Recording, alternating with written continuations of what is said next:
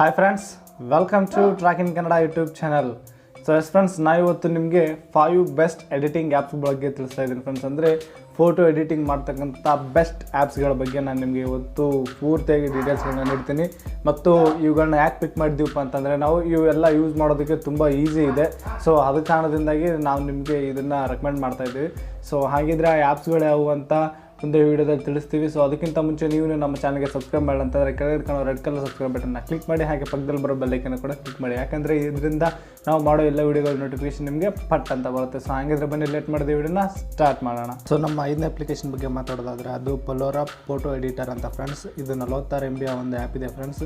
ಅಂದರೆ ಇದು ನೀವು ಸ್ಕೈ ಕಲರ್ ಅಥವಾ ಅಂದರೆ ಬೇರೆ ಬೇರೆ ಕಲರ್ಗಳನ್ನ ಬೇರೆ ಬೇರೆ ಕಡೆ ಆ್ಯಡ್ ಮಾಡ್ಬೇಕಂತಂದರೆ, ಒಂದು ಕಡೆ ನಿಮ್ಮ ಶರ್ಟ್ ಕಲರ್ ಆಗಿರ್ಬೋದು, ಮುಖದ ಕಲರು, ಇನ್ನು ಬೇರೆ ಬೇರೆ ಕಲರ್ಗಳನ್ನ ಆ್ಯಡ್ ಮಾಡ್ತಕ್ಕಂಥ ಒಂದು ಬೆಸ್ಟ್ ಫೋಟೋ ಎಡಿಟರ್. ಮತ್ತು ಇದರಲ್ಲಿ 150 ಅಂದರೆ 150ಕ್ಕಿಂತ ಹೆಚ್ಚು ಫಿಲ್ಟರ್ಗಳಿದ್ದಾವೆ.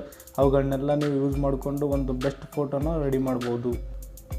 ಎಸ್ ಫ್ರೆಂಡ್ಸ್, ಇನ್ನು ನಮ್ಮ ನೆಕ್ಸ್ಟ್ ಆ್ಯಪ್ ಬಗ್ಗೆ ಮಾತಾಡೋದಾದರೆ ಅದು ಫುಡಿ ಅಂತ. ಇದು 83 MB ಒಂದು ಅಪ್ಲಿಕೇಶನ್.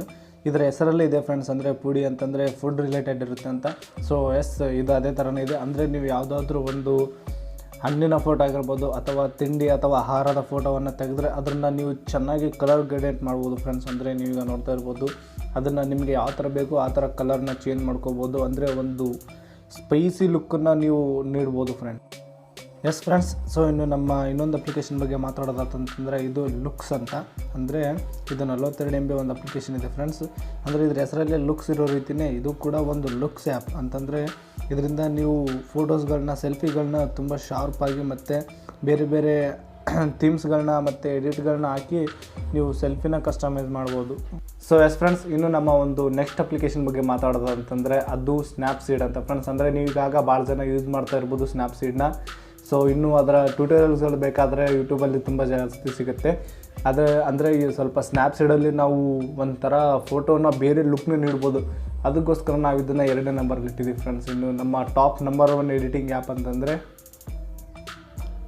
ಫ್ರೆಂಡ್ಸ್, ಇದು ಟಾಪ್ ನಂಬರ್ 1 ಆ್ಯಪ್ ಯಾವ ಥರ ಅಂತಂದರೆ ಇದು AI ಬೇಸ್ ಆ್ಯಪ್ ಅಂತಂದರೆ ಇದರ ಹೆಸರು ಲೋಕ್ಯೂ ಅಂತ ಆ್ಯಪ್ ಫ್ರೆಂಡ್ಸ್. ಇನ್ನು ಲೋಕ್ಯೂ ಒಂಥರ ಇದೆ ಹೆಸರಲ್ವಾ.